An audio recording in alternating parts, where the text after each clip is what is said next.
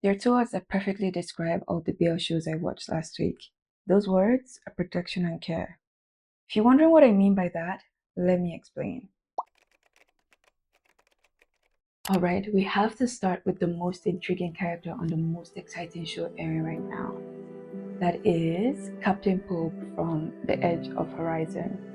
I was thinking to myself that we got a different side of him in this last episode. At first I thought, wow, he's so much more hard-headed. He was never like this.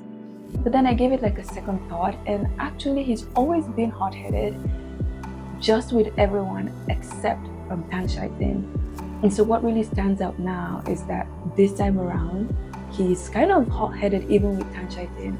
เศรษฐกิจตกต่ำประชาชนเดือดร้อนแต่พวกชนชั้นสูงไม่มีใครทำอะไรเลยคุณก็รู้ว่าไม่ใช่เจ้านายของพระองค์จะเป็นแบบนั้นคุณเองก็เคยอยู่ในวังวรากุลวาทินที่นั่นเคยให้ชีวิตคุณ And I think it's because he's like super mad about how Tan Chai Tinn broke things off. But even though he's mad and he kind of like wants answers and he's been kind of very let's say brash with Tan Chai Tinn, he can't help himself but protect him when he finds Tan Chai Tinn drunk in front of that bar.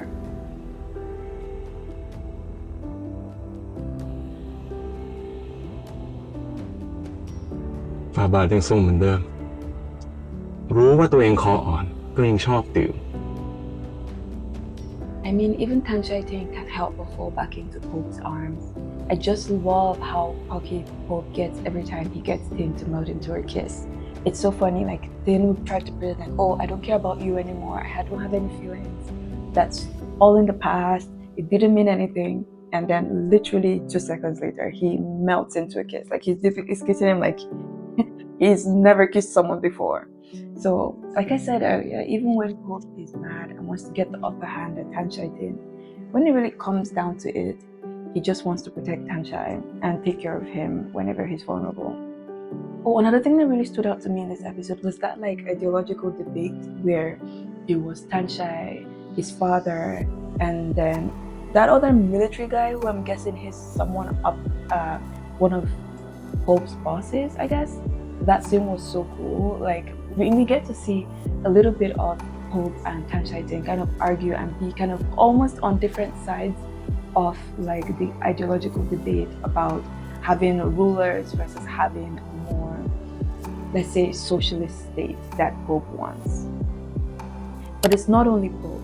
Let's think about when light fades. iQIYI, or should I say Payback The Series, nurses Saeng back to health by tending to his wounds and watching him all night. Like even before Saeng is injured, the tension between both of them was rising beautifully throughout the episode. They bond over their dead dads, which, okay, I guess that's kind of weird, but sure. Oh, and also side note, I think I'm updating my guess. I think the bad cop is Saeng's dad now, not Dan. But anyway, the whole time they're stealing glances whenever they get a chance. I think I'm beginning to really like this show. Every time iQIYI can't hold back his smile because he's like starting to realize his feelings, I can't help but smile too. And then Saeng saying he's still clueless, but we'll give him a pass for now. I'm mostly just worried that he isn't caught up for the work of the resistance, but maybe he'll surprise me, who knows. I have to admit that Toto's plan to pretend to be a captain like Kanit's ex-boyfriend was a very stupid plan to begin with. But I really appreciated the effort he put into impressing Kanit's family. He even went as far as to learn some of Kanit's dialect, and that was so sweet. Like no wonder he won over their family so easily. That's for sure a great way to show you care deeply about someone. It's quite clear that he cares so much about his relationship with Kanit because like, did you see he like knew his schedule, he was already talking about their future together, and he's even like proudly saying that loud. จะใช้ชีวิตอยู่ด้วยกันที่บ้านน่ารักริมคลองแล้วก็อาจจะมีลูกสัก2 คนไหมเนี่ย4 คนไปกันครอบครัวไปรับรางวัลครอบครัวยอดเยี่ยมแห่งปี So even more importantly, he doesn't even bat an eye when Kanit's family basically calls him a loser. He really came with the big guns and he was ready to fight, except I can't wait for the next episode to see how all of that plays out. Also, we finally get a better understanding of Sun and Jay in Payback The Series. In this case, he's the one doing the protecting and caring and not Jay. And it's not just for Jay actually, it's not just for like his romantic interest, he's also like being a protector for Sky. I love how he goes out of his way to help Sky get back to doing what he loves, and more importantly, I love that he clears the air with Sky. I think Sky really needed to know that Sun didn't have an issue with him, and to know that he had like one more person in his corner. Honestly, Sun, Sky, and Pika really make the cutest little family. Pika is like that family clown that makes everyone happy, and then Sky is the caretaker who makes sure that everyone is warm and fed, while Sun is the protector with the hard exterior but like with so much love to give. It's super cute. Anyways, Jay wasn't having any more of this I don't have any feelings and I don't care about anything vibe from Sun anymore. And he let him know that. This is like the first episode where Jay acts like a human being for most of it, and that's like a big relief because he was beginning to scare me. คุณง่วงขนาดนี้แล้วอะยังจะชวนคนอื่นกินอีกไปนอนได้แล้วไป Even though he talks a big game, it's Sun who takes charge in this episode when he forces Jay to get some much needed sleep. I can't imagine what it feels like to be up for 72 hours, but it makes sense to me that he literally goes out like a light when he has that little tussle with Sun. You know how they say every rule has an exception, right? Well, unlike the other shows, we don't really get protection and care from Jane Yai and Jane Lake in Don't Be Too Emotional. Or do we? I don't know. I think that could be left up for debate. Technically, it seems like Lake was looking everywhere to find a reason to trust Yai. It's like he just wanted to find any reason to not have to give up Yai, but Jane Yai kept getting in his own damn way. If he had not called Put to threaten him, maybe Lake would have deceived himself into staying longer with Yai. It also didn't help that there is still a lot of things that Yai hasn't shared with Lake yet, like him being from an influential family. I have to say that I support Lake's choice to end things with Yai, but in a classic move, they finally reveal that Yai actually wants to be with Lake, not just to like play mind games on him or whatever. So this show really has me hooked because the episode was such a roller coaster. I feel like I also got the rug pulled from under me, just like Lake probably felt. Okay, I saved the best for last, or I guess the second best for last, because Khun Thee is back, baby.